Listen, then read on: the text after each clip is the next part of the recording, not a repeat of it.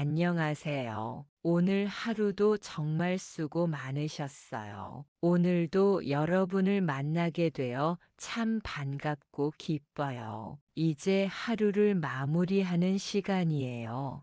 편안하게 누우셔서 제 목소리에 귀 기울여 보세요. 마음이 아늑한 옛 이야기에 오신 것을 환영합니다. 저는 매일 밤 여러분의 곁에서 따뜻한 이야기를 들려드리고 있어요. 오늘 밤도 여러분과 함께할 수 있어서 행복해요. 그리고 혹시 아직 구독을 안 하신 분이 계시다면요. 구독, 좋아요도 한번 꾹 눌러주시면 저도 힘이 나서 더 좋은 이야기를 준비할 수 있답니다. 여러분의 작은 응원이 제겐 정말 큰 힘이 돼요. 항상 감사해요. 자, 그럼 오늘 밤 이야기를 시작해 볼까요? 오늘은 그동안 많은 분들께 사랑받았던 이야기를 들려드릴 거예요. 그중 첫 번째 이야기는요, 도깨비와 효자수국 이야기예요. 도깨비와 효자수국, 깊은 산골의 효자. 옛날 옛적, 아주 먼 옛날, 깊고 깊은 산골짜기에 작은 마을이 하나 있었습니다. 그 마을은 첩첩산중에 숨어 있어서 봄이면 진달래가 온 산을 물들이고 여름이면 시원한 계곡물이 졸졸 흘렀으면 가을이면 단풍이 불타오르듯 아름다웠고 겨울이면 하얀 눈이 소복소복 쌓여 마치 한 폭의 그림 같았습니다. 그 마을 끝자락 산기슭에 기대어 선 낡은 초가집 한 채가 있었는데요. 지붕은 군데군데 이영이 사가 하늘이 보일 듯 말 듯했고 문틈으로는 겨울 바람이 쌩쌩 들어왔습니다. 마당 한켠에는 오래된 감나무가 한 그루 서 있었는데 가지가 앙상해서 마치 늙은 할아버지가 팔을 벌리고 있는 것 같았지요. 이 허름한 초가집에 수국이라는 청년과 그의 늙으신 어머니가 단둘이 살고 있었습니다. 수국이라 참 예쁜 이름이지요. 수국의 어머니께서 아들을 낳으시던 날 마침 마당 앞 개울가에 물국화가 한창 피어 있었다고 합니다. 그래서 물수자에 국화국자를 써서 수국이라 이름 지으셨다고 해요. 물처럼 맑고 깨끗하게 국화처럼 고고하게 살아라 라는 뜻을 담아서요. 수국의 아버지는 수국이 어릴 적에 돌아가셨습니다. 산에서 나무를 하다가 그만 절벽에서 떨어지셨다고 해요. 그때 수국은 겨우 5살이었습니다. 어린 수국은 아버지의 빈소 앞에서 엉엉 울었습니다. 아버지, 아버지, 왜 나를 두고 가세요? 왜요? 어머니는 그런 어린 아들을 꼭 끌어안으시며 말씀하셨습니다. 수국아, 울지 마라. 아버지는 저 하늘의 별이 되셔서 우리를 지켜보고 계실 거야. 우리 둘이서 힘을 합쳐 씩씩하게 살아보자꾸나. 그렇게 수국은 어머니와 둘이서 어렵게 살아왔습니다. 어머니는 홀몸으로 삭바느질을 하시고 남의 집 빨래를 해주시며 근근히 생계를 이어가셨습니다. 손마디는 굳은 살이 박이고 허리는 늘 아프셨지만 아들 앞에서는 절대 내색하지 않으셨어요. 수국이도 어릴 때부터 산에서 나무를 캐고 땔감을 주워와서 어머니를 도왔습니다. 동네 아이들이 놀자고 불러도 나는 어머니 도와드려야 해. 먼저 놀아. 이렇게 말하고는 집으로 달려가곤 했습니다. 세월이 흘러 수국이는 어느덧 25살의 늠름한 청년이 되었습니다. 키가 훤칠하고 이목구비가 반듯해서 마을 처녀들의 마음을 설레게 했지만 수국이는 혼인 생각이 없었습니다. 장가를 가면 어머니를 누가 돌봐드리겠어요? 저는 어머니 곁을 지킬 거예요. 수국이는 아침마다 어머니께 문안 인사를 드렸습니다. 어머니, 안녕히 주무셨습니까? 오늘도 기운차게 하루를 시작하세요.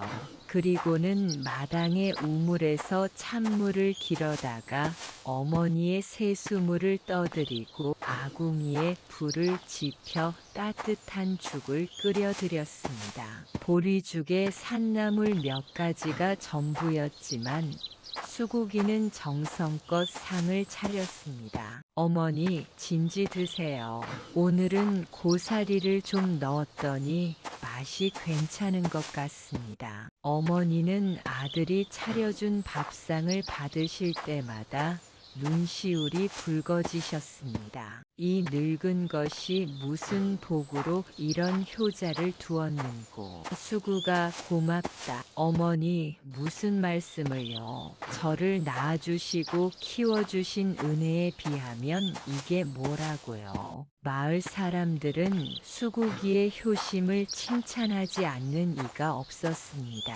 저 수국이처럼 효성스러운 아이가 또 있을까? 그러게 말이야. 요즘 세상에 저런 효자가 있다니. 우리 집 아이들도 저 반만이라도 닮았으면 원이 없겠네. 하지만 수국이에게는 늘 마음 한구석에 무거운 짐 같은 게 있었습니다. 집안 형편이 어려워서 어머니께 제대로 된 보양 한 번, 약 한 첩 다려드리지 못하는 것이 늘 죄송하고 마음이 아팠던 것입니다. 언젠가는 꼭 어머니께 맛있는 음식도 해드리고 따뜻한 옷도 해드리고 좋은 집에서 편안하게 모시리라. 수국이는 밤마다 이렇게 다짐하며 잠이 들곤 했습니다. 제2장 어머니의 병환. 그런데 그해 겨울, 유난히 추운 겨울이었습니다. 북쪽에서 불어오는 바람은 뼛속까지 시리도록 차가웠고 눈은 쉴 새 없이 내려 마을 전체가 하얗게 뒤덮였습니다. 초가집 지붕 위에 쌓인 눈이 처마 끝까지 늘어져서 마치 집이 흰 솜니부를 뒤집어 쓴 것 같았습니다. 어느 날 밤이었습니다. 콜록콜록 어머니의 기침 소리가 방 안에 울려 퍼졌습니다. 어머니, 괜찮으세요? 수국이가 놀라 어머니 곁으로 다가갔습니다. 괜찮다, 괜찮아. 그냥 목이 좀 칼칼해서 그래. 걱정 마라. 어머니는 애써 웃음을 지으셨지만 수국이는 어머니의 이마를 짚어보고는 깜짝 놀랐습니다. 어머니, 열이 펄펄 나세요. 이게 웬일이에요? 어머니의 이마는 뜨거운 화로처럼 달아올라 있었습니다. 수국이는 급히 찬물에 적신 수건을 어머니의 이마에 올려드리고 밤새 간호를 했습니다. 하지만 어머니의 병세는 좀처럼 나아지지 않았습니다. 하루가 지나고 이틀이 지나고 사흘이 지나도 열은 내리지 않았고 기침은 점점 심해졌습니다. 콜록콜록, 캑캑. 밤이면 기침 소리가 너무 심해서 수국이는 잠을 이룰 수가 없었습니다. 어머니, 어머니. 수국이는 어머니의 손을 꼭 잡고 눈물을 삼켰습니다. 마을에 늙은 의원 할아버지를 모셔왔습니다. 의원 할아버지는 어머니의 맥을 짚어보시더니 한숨을 푹 쉬셨습니다. 허허, 오래전부터 몸이 허약했던 데다가 이번 추위에 찬 기운이 폐부 깊숙이 들어갔구나. 그럼 어머니가 어떻게 되시는 겁니까? 수국이의 목소리가 떨렸습니다. 이대로 두면 위험하네. 안 됩니다. 제발 어머니를 살려주세요. 무슨 방법이 없습니까? 수국이는 의원 할아버지 앞에 무릎을 꿇었습니다. 방법이 하나 있기는 하네. 뭡니까? 뭐든지 하겠습니다. 이 산 깊은 곳에 만병초라는 약초가 있다고 전해 내려오네. 이름 그대로 만 가지 병을 고칠 수 있는 신비한 약초라네. 그것을 구해다가 다려 먹이면 살 수 있을 거야. 만병초요? 그게 어디에 있습니까? 저 북쪽 산봉우리 넘어 깊은 골짜기에 있다고 하네만. 거기는 인적이 드물어 짐승도 많고 길도 험하다네. 게다가 그곳에는 의원 할아버지가 말을 멈추셨습니다. 그곳에는 뭐가 있습니까?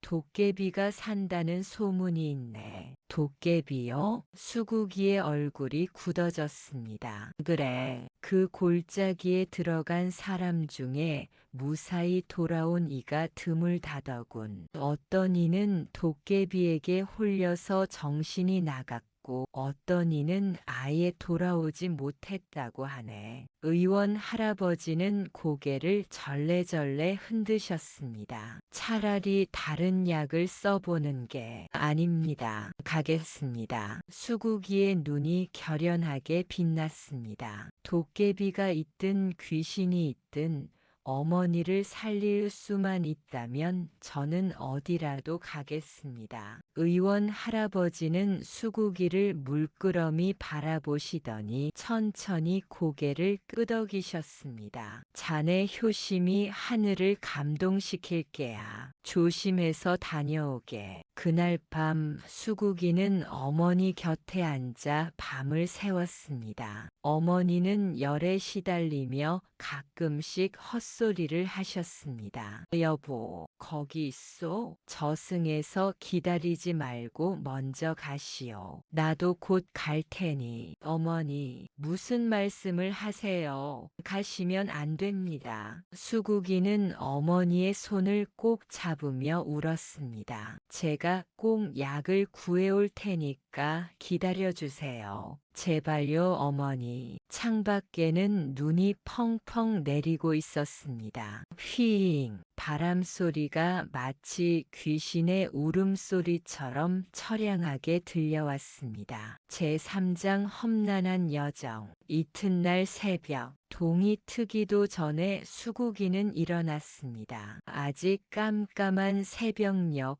닭 우는 소리가 멀리서 들려왔습니다. 수국이는 조용히 짐을 꾸렸습니다. 남은 보리밥으로 주먹밥을 만들어 보자기에 싸고 물통에 물을 채우고 낡은 도포를 걸쳤습니다. 어머니, 수국이는 잠든 어머니를 조용히 바라보았습니다. 꼭 약을 구해올게요. 기다려주세요. 수국이는 어머니의 이마에 입술을 가만히 대었습니다. 그리고는 발소리를 죽이며 집을 나섰습니다. 바깥은 아직 어두웠습니다. 어젯밤 내린 눈이 세상을 하얗게 덮고 있었고 차가운 공기가 폐부를 찌르듯 했습니다. 휴, 수국이의 입에서 하얀 입김이 피어올랐습니다. 뽀드득. 뽀드득 눈 위를 걷는 소리가 고요한 새벽 공기를 깨뜨렸습니다. 수국이는 북쪽 산을 향해 걸음을 옮겼습니다. 마을을 벗어나자 산길이 시작되었습니다. 처음에는 그런 대로 걸을만 했습니다. 마을 사람들이 자주 다니는 길이라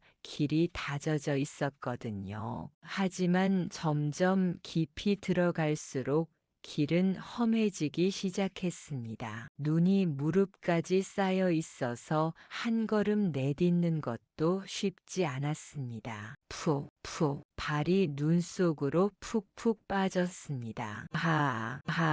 숨이 가빠지기 시작했습니다. 하지만 수국이는 멈추지 않았습니다. 어머니를 위해서 마음속으로 되뇌며 한 걸음 한 걸음 나아갔습니다. 해가 떠오르자 산은 조금씩 모습을 드러냈습니다. 눈 덮인 소나무들이 줄지어 서 있었고 멀리 산봉우리들이 병풍처럼 펼쳐져 있었습니다. 평소라면 감탄할 만큼 아름다운 풍경이었지만 지금 수국이에게는 그저 넘어야 할 험난한 장애물일 뿐이었습니다. 점심때가 되자 수국이는 큰 바위 아래에서 잠시 쉬었습니다. 주먹밥을 꺼내 먹으며 잠시 숨을 돌렸습니다. 어머니, 이 시간에 무얼 하고 계실까? 옆집 할머니께 어머니를 부탁하고 왔지만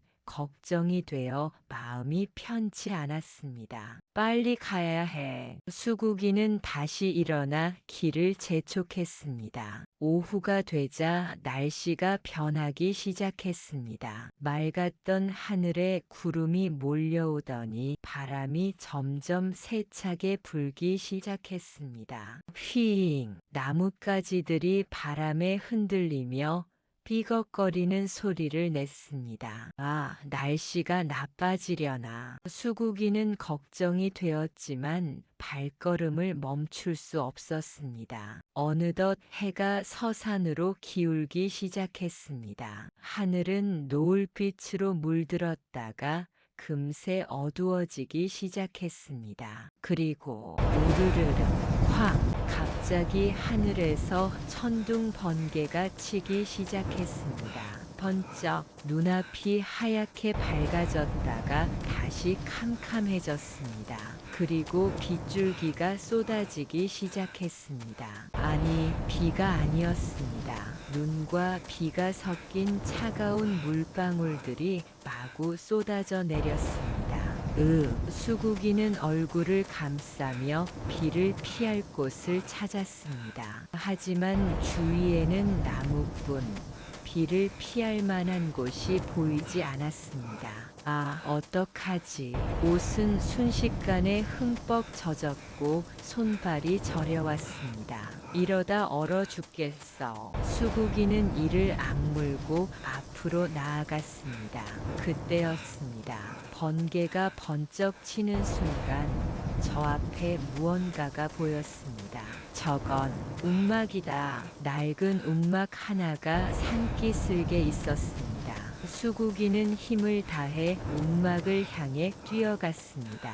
제사장 도깨비와의 만남. 삐걱 낡은 문을 열자 휘휘한 냄새가 코를 찔렀습니다. 움막 안은 어두컴컴했습니다. 창문 하나 없는 좁은 공간에 습기가 가득했고 바닥에는 마른 풀들이 어지럽게 널려 있었습니다. 휴, 일단 비는 피했구나. 수국이는 젖은 옷을 짜며 한숨을 내쉬었습니다. 바깥에서는 여전히 비바람이 몰아치고 천둥 번개가 요란하게 울렸습니다. 쾅, 우르르릉. 수국이는 구석에 웅크리고 앉아 몸을 움츠렸습니다. 이 비가 그치면 다시 출발해야지. 어머니가 기다리고 계셔. 추위에 떨면서도 수국이의 마음은 오직 어머니 생각뿐이었습니다. 시간이 얼마나 흘렀을까요? 밤이 깊어지자 움막 안은 더욱 어두워졌습니다. 그런데 어디선가 기분 나쁜 웃음소리가 들려왔습니다. 뭐지? 수국이는 벌떡 일어나 주위를 둘러보았습니다. 인간 냄새가 나는구나. 웃음소리가 점점 가까워졌습니다. 그 순간 번쩍 번개가 치며 움막 안이 환하게 밝아졌습니다. 그리고 수국이는 보았습니다. 움막 한가운데 눈이 번뜩이는 커다란 도깨비가 서 있었습니다. 도깨비는 키가 장정 2명은 될 만큼 컸고 온몸이 푸르스름한 빛을 띠고 있었습니다. 머리에는 뿔이 2개 솟아 있었고 손에는 무시무시한 도깨비 방망이를 들고 있었습니다. 눈은 횃불처럼 이글이글 타오르고 있었고 입에서는 이빨이 삐죽 튀어나와 있었습니다. 으악! 수국이는 너무 놀라 뒤로 물러났습니다. 심장이 터질 것처럼 뛰었습니다. 쿵쿵쿵. 인간 주제에 감히 내 영역에 들어왔느냐. 도깨비가 방망이를 휘두르며 으르렁거렸습니다. 내 놈의 간을 내놓아라. 도깨비의 목소리는 우레처럼 움막 안을 울렸습니다. 수국이는 다리가 후들후들 떨렸습니다. 눈앞이 캄캄해지고 정신이 아득해지는 것 같았습니다. 이대로 죽는구나. 어머니를 살리지도 못하고. 그 순간 수국이의 머릿속에 어머니의 얼굴이 떠올랐습니다. 병석에 누워 가쁜 숨을 몰아쉬시던 어머니, 열에 시달리며 헛소리를 하시던 어머니. 아니야, 이렇게 죽을 수 없어. 어머니가 기다리고 계셔. 수국이는 떨리는 목소리를 가다듬고 입을 열었습니다.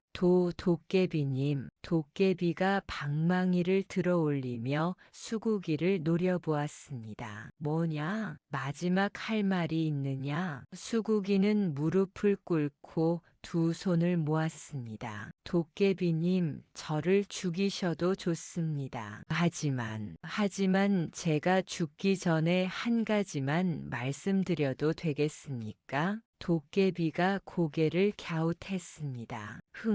죽기 전에 무슨 말을 하겠다는 거냐? 수국이는 눈물을 삼키며 말했습니다. 저는 늙으신 어머니의 약값을 구하러 이 깊은 산에 들어왔습니다. 약값? 네, 저희 어머니께서 중병에 드셨습니다. 만병초라는 약초를 구하면 살 수 있다고 해서 험한 산길을 넘어 여기까지 왔습니다. 수국이의 눈에서 눈물이 주르륵 흘러내렸습니다. 제가 죽으면 어머니는 홀로 남으실 것입니다. 약을 구해줄 사람도 없고 돌봐드릴 사람도 없이 쓸쓸히 돌아가시게 될 것입니다. 수국이는 바닥에 이마를 대고 절을 했습니다. 부디 저를 살려주십시오. 어머니께 약을 구해다 드리게만 해주신다면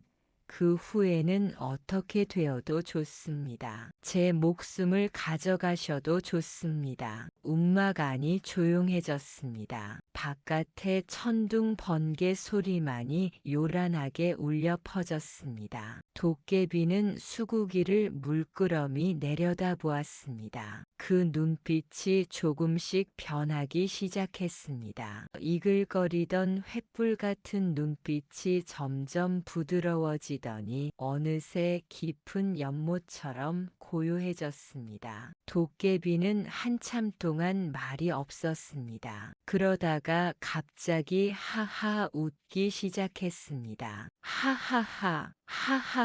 수국이는 깜짝 놀라 고개를 들었습니다. 내가 이 산에서 수백 년을 살았지만 너 같은 인간은 처음 보는구나. 도깨비가 수국이 앞에 쪼그려 앉았습니다. 대부분의 인간들은 나를 보면 살려달라고 빌거나 도망치거나 아니면 겁에 질려 정신을 잃어버리지. 그런데 너는. 도깨비의 눈이 빛났습니다. 목숨이 위태로운 상황에서도 어머니 걱정을 하다니 참으로 기특한 놈이로다. 수국이는 아직도 떨리는 목소리로 물었습니다. 그러면 저를 살려주시는 겁니까? 도깨비가 빙그레 웃었습니다. 좋다. 내 효심이 가상하니 살려주마. 아니, 살려줄 뿐만 아니라 도움을 주겠다. 정말입니까? 수국이는 믿기지 않는 표정으로 도깨비를 올려다보았습니다. 제5장 도깨비 방망이. 도깨비가 몸을 돌려 움막 구석으로 갔습니다. 그곳에는 낡고 허름한 방망이가 하나 놓여 있었습니다. 도깨비가 손에 들고 있던 무시무시한 방망이와는 달리 이 방망이는 작고 초라해 보였습니다. 색도 바래고 여기저기 금이 가 있었습니다. 도깨비가 그 방망이를 집어들더니 수국이에게 건넸습니다. 이것을 가져가거라. 이게 뭡니까? 도깨비 방망이다. 수국이는 눈이 휘둥그레졌습니다. 도깨비 방망이요? 정말로요? 도깨비가 고개를 끄덕였습니다. 그래, 비록 오래되어 낡았지만 아직 힘이 남아있다. 이것을 가지고 가면 내 어머니가 필요한 모든 것을 얻을 수 있을 것이다. 수국이는 떨리는 손으로 방망이를 받아들었습니다. 손에 닿는 순간 따뜻한 기운이 온몸으로 퍼져나갔습니다. 이걸 정말 제게 주시는 겁니까? 그래. 하지만 도깨비의 표정이 진지해졌습니다. 명심해야 할 것이 있다. 도깨비가 수국이의 어깨를 잡았습니다. 이 방망이는 필요한 것을 가져다 줄 수 있다. 하지만 절대로 욕심을 부려서는 안 된다. 욕심을 부리면 안 된다고요? 그렇다. 내가 진정으로 필요한 것, 다른 일을 위한 것에만 사용해야 한다. 만약 자신의 욕심을 채우기 위해 사용한다면 도깨비의 눈이 다시 이글거렸습니다. 모든 것이 사라질 것이다. 방망이로 얻은 것뿐만 아니라 내가 가진 모든 것까지. 수국이는 고개를 깊이 숙였습니다. 알겠습니다. 절대 욕심을 부리지 않겠습니다. 좋아, 내 효심을 믿겠다. 도깨비가 다시 웃었습니다. 그리고 한 가지 더, 만병초를 찾을 필요 없다. 이 방망이로 약을 구할 수 있을 테니까. 정말입니까? 감사합니다, 도깨비님. 정말 감사합니다. 수국이는 바닥에 이마를 대고 거듭 절을 했습니다. 됐어. 이제 어서 가거라. 내 어머니가 기다리고 계실 테니. 그때였습니다. 어느새 바깥에 비바람이 멎어 있었습니다. 창문 틈으로 달빛이 은은하게 스며들었습니다.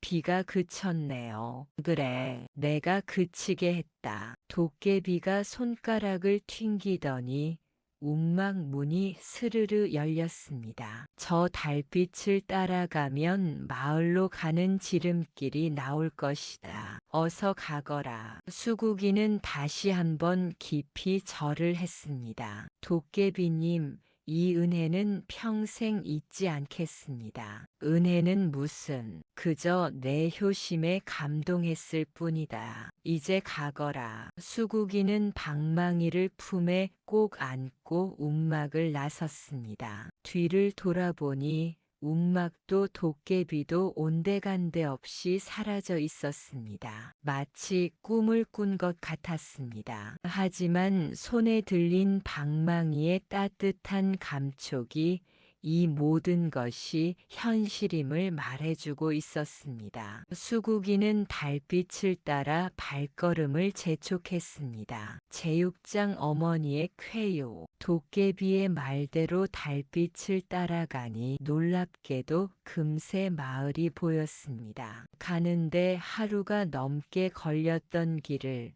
돌아오는 데는 단 두어 시간밖에 걸리지 않았습니다. 어머니, 수국이는 집으로 뛰어들어갔습니다. 방문을 열자 어머니께서 여전히 병석에 누워 계셨습니다. 얼굴은 창백했고 숨소리는 거칠었습니다. 어머니, 제가 왔어요. 수국이는 어머니의 손을 꼭 잡았습니다. 수국아, 내가 돌아왔구나. 어머니께서 희미하게 눈을 뜨셨습니다. 어디 다녀왔느냐? 걱정했다. 어머니, 이제 걱정 마세요. 제가 좋은 약을 구해왔어요. 수국이는 품에서 도깨비 방망이를 꺼냈습니다. 그리고 간절한 마음을 담아 외쳤습니다. 어머니의 병을 낫게 할 약이 나와라. 쉭! 순간 방망이에서 따뜻한 빛이 뿜어져 나왔습니다. 그리고 눈앞에 약탕기 하나가 나타났습니다. 약탕기에서는 김이 모락모락 피어오르고 있었고 구수하면서도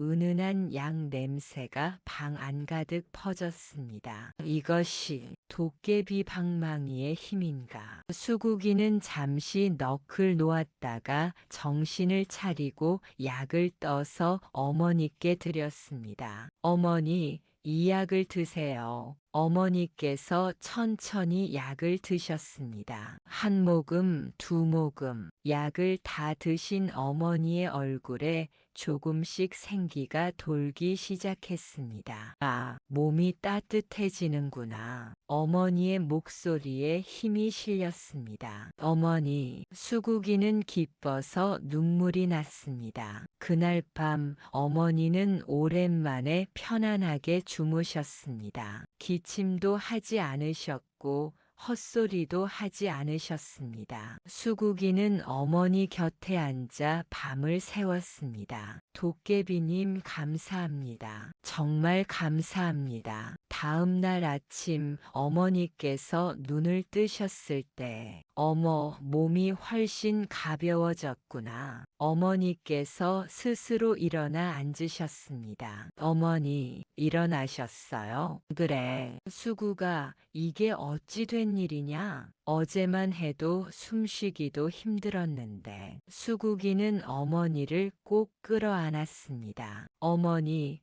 이제 다 나으신 거예요. 다 나으신 거예요. 수국이는 기쁨의 눈물을 흘렸습니다. 수국이는 도깨비 방망이로 따뜻한 밥상을 차려 어머니께 드렸습니다. 따뜻한 밥상이 차려져라. 쉭! 눈앞에 하얀 쌀밥과 맑은 국, 그리고 여러 가지 반찬이 차려진 밥상이 나타났습니다. 어머니, 진지 드세요. 오늘은 맛있는 것 많이 드시고 기운 차리세요. 어머니는 풍성한 밥상을 보고 놀라셨습니다. 이게 어디서 난 음식이냐? 수국이는 산에서 있었던 일을 조심스럽게 말씀드렸습니다. 도깨비를 만난 것, 효심을 인정받아 도깨비 방망이를 받은 것, 그리고 절대 욕심을 부리면 안 된다는 경고까지. 어머니는 수국이의 손을 꼭 잡으셨습니다. 수국아, 이 늙은 것 때문에 그 무서운 도깨비를 만나다니. 고맙다, 아들아. 정말 고맙다. 어머니, 고맙긴요. 어머니가 낫기만 하면 저는 그것으로 충분해요. 며칠이 지나자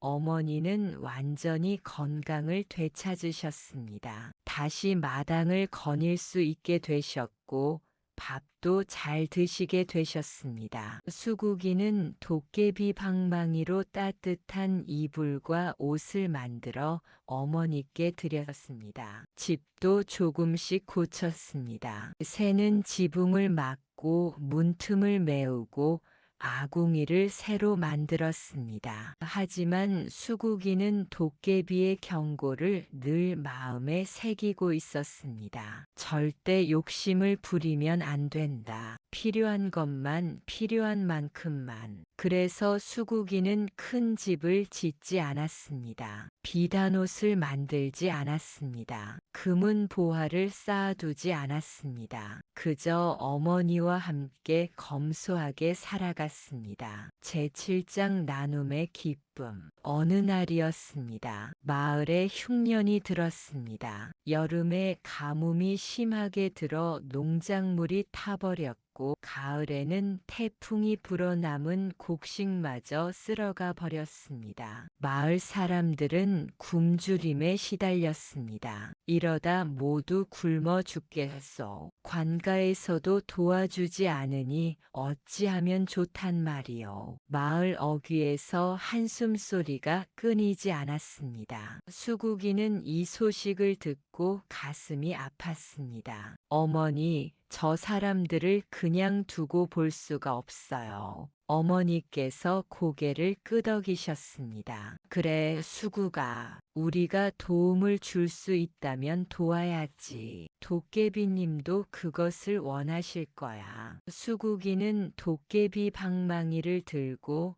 마을 한가운데로 나갔습니다. 그리고 외쳤습니다. 굶주린 마을 사람들이 먹을 곡식이 나와라. 쉭! 눈앞에 쌀가마니와 보리가마니가 산처럼 쌓였습니다. 오, 이게 어떻게 된 일이냐? 마을 사람들이 몰려들었습니다. 수국이가 곡식을 구해왔대. 하늘이 우리를 도우셨구나. 사람들은 환호하며 기뻐했습니다. 수국이는 곡식을 골고루 나누어 주었습니다. 이것으로 이 겨울을 넘기세요. 내년 봄에는 좋은 일이 있을 겁니다. 수국아, 고맙다. 내 덕분에 살았구나. 아니에요. 이웃이 어려운데 어찌 모른 척 하겠어요. 그 후로도 수국이는 어려운 이웃이 있으면 도움을 아끼지 않았습니다. 병든 사람에게는 약을 구해 주었고,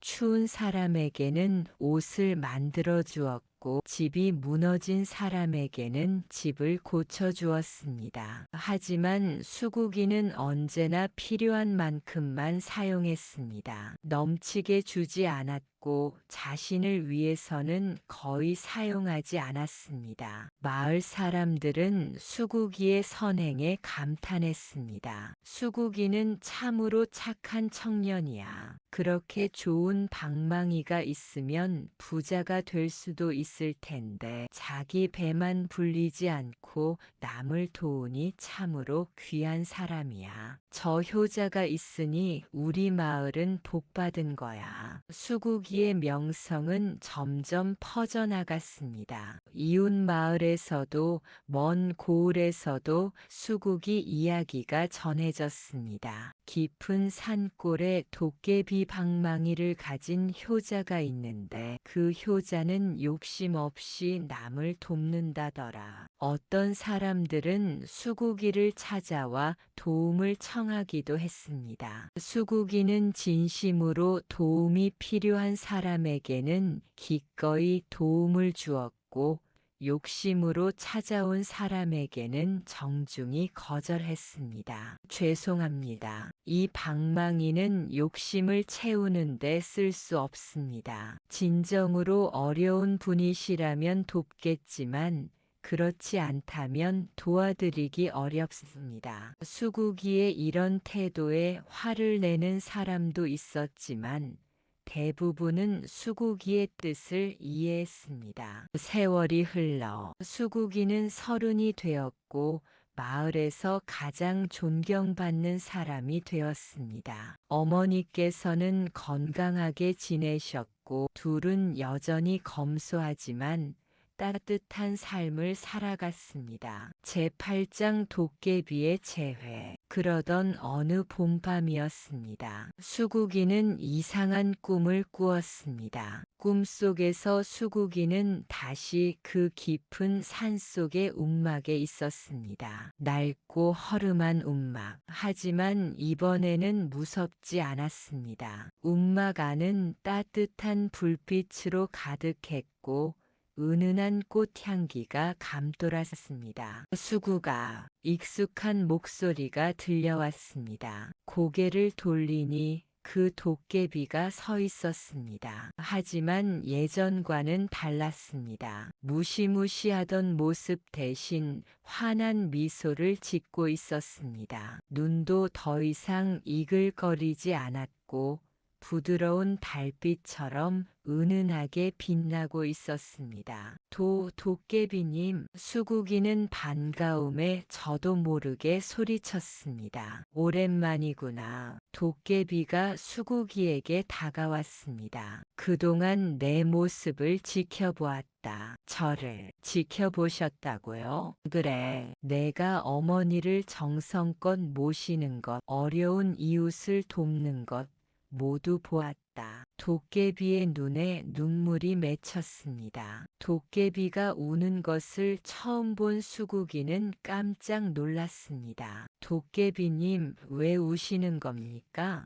기뻐서 그런다. 도깨비가 수국이의 어깨에 손을 얹었습니다. 나는 수백 년 동안 이 산에서 살면서 많은 인간들을 보았다. 대부분은 욕심에 눈이 멀어 있었지. 권력을 원하는 자, 재물을 원하는 자, 명예를 원하는 자. 도깨비가 고개를 저었습니다. 그들에게 도깨비 방망이를 주면 어떻게 될지 뻔했다. 욕심을 부리다가 모든 것을 잃고 말 것이야. 그래서 나는 아무에게도 방망이를 주지 않았다. 그런데 왜 저에게는 주셨습니까? 내 효심이 진심이었기 때문이다. 도깨비가 빙그레 웃었습니다. 목숨이 위험한 상황에서도 어머니를 먼저 생각한 너의 마음. 그것이 진짜 효심이야. 누가 봐서 칭찬받으려고 상 받으려고 하는 효도가 아니라 진심으로 부모를 사랑하는 마음. 수국이는 부끄러워 고개를 숙였습니다. 저는 그저 당연한 일을 했을 뿐입니다. 그래, 너에게는 당연한 일이었겠지. 하지만 그 당연한 일을 하는 사람이 얼마나 드문지 너는 모른다. 도깨비가 수국이의 손을 잡았습니다. 그리고 더 놀라운 것은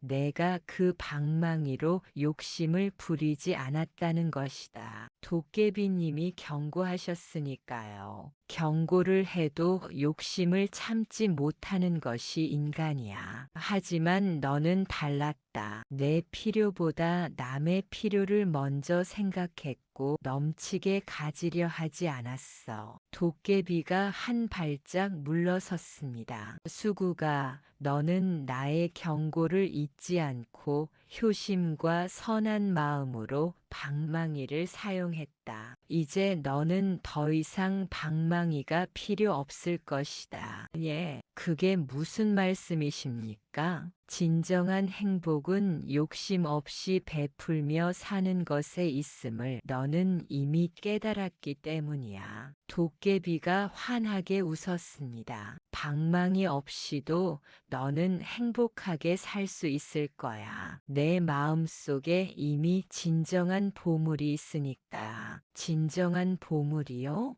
효심 그리고 나눔의 마음. 그것이야말로 세상에서 가장 귀한 보물이야. 금은 보화는 도둑 맞을 수 있지만 내 마음속 보물은 영원히 빛을 잃지 않을 거야. 도깨비가 점점 투명해지기 시작했습니다. 도깨비님, 가시는 겁니까? 그래, 이제 내 할 일은 끝났다. 앞으로도 지금처럼 살아가거라. 효를 다하고 이웃을 사랑하며. 도깨비님, 수구가 고맙다. 내 덕분에 나도 인간을 다시 믿을 수 있게 되었어. 도깨비의 모습이 완전히 사라지기 전 마지막으로 말했습니다. 행복하거라, 수구가. 제구장 깨달음. 어머니, 수구기는 꿈에서 깨어났습니다. 창밖에는 새벽빛이 밝아오고 있었습니다. 새들이 지저귀고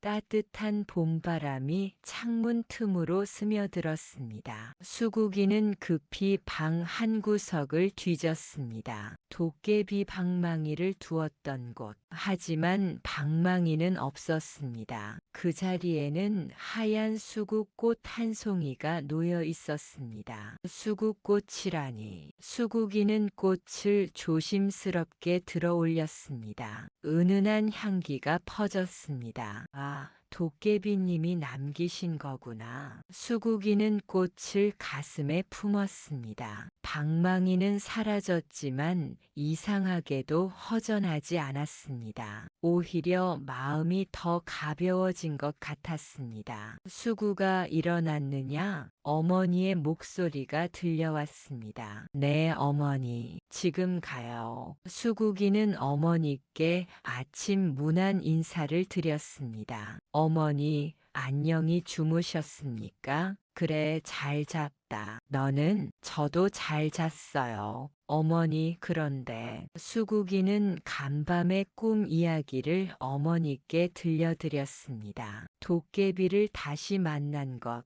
방망이가 사라진 것. 어머니는 조용히 듣고 계시다가 빙그레 웃으셨습니다. 그래, 이제 방망이 없이도 괜찮겠구나. 예, 너는 이미 방망이보다 더 큰 것을 얻었으니까. 그게 뭔데요, 어머니? 어머니께서 수국이의 손을 꼭 잡으셨습니다. 마을 사람들의 마음, 그리고 내 안의 따뜻한 마음. 그것이야말로 진정한 보물이야. 수국이는 눈물이 핑 돌았습니다. 어머니, 수구가 내가 지금까지 보여준 효심과 선행, 그것은 도깨비 방망이로 만든 것이 아니야. 내 마음에서 우러난 것이지. 어머니의 말씀이 가슴 깊이 울렸습니다. 방망이는 도구일 뿐이야. 그 도구를 어떻게 쓰느냐는 쓰는 사람에게 달려있지. 너는 그것을 올바르게 썼어. 그래서 도깨비님도 너를 인정하신 거야. 수국이는 고개를 깊이 숙였습니다.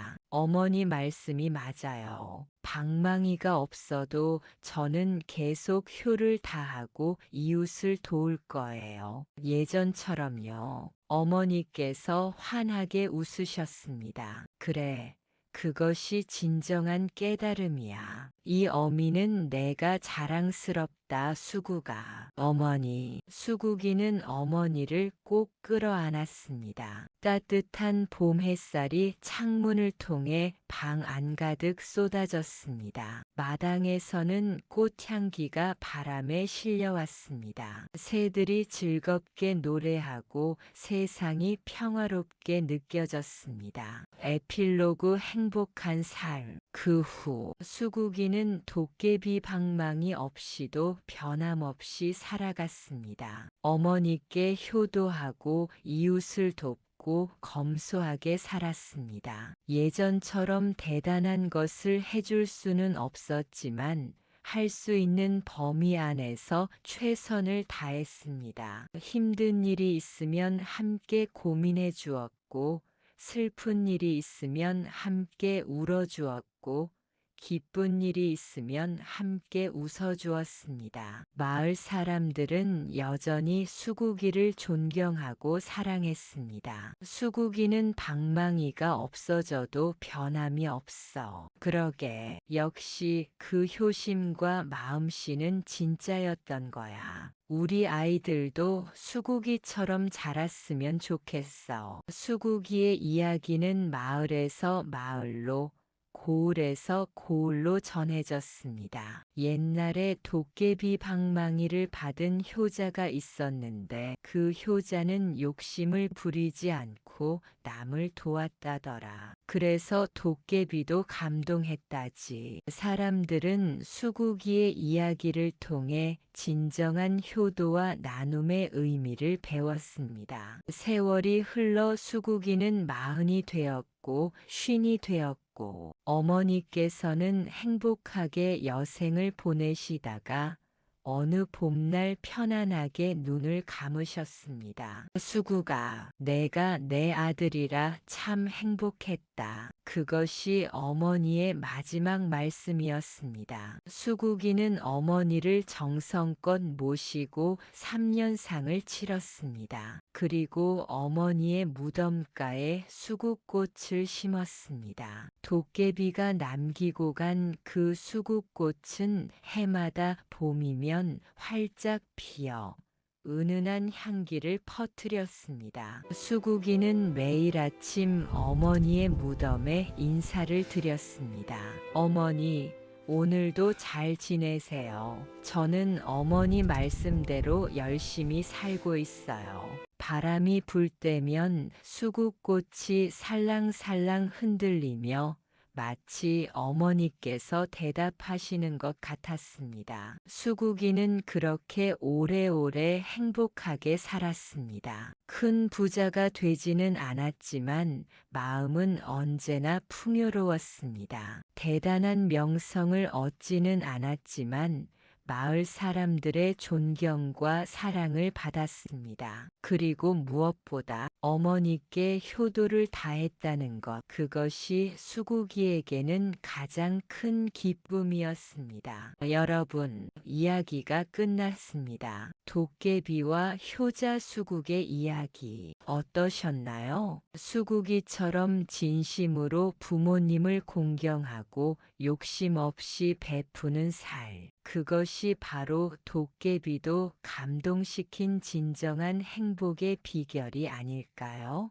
오늘 하루도 고단하셨을 여러분, 이제 편안하게 눈을 감으시고 달콤한 꿈나라로 떠나세요. 꿈속에서 여러분도 도깨비를 만나실지 모릅니다. 그 도깨비는 분명 여러분의 선한 마음에 감동하여 따뜻한 미소를 보내줄 거예요. 편안한 밤 되세요. 좋은 꿈 꾸세요. 안녕히 주무세요.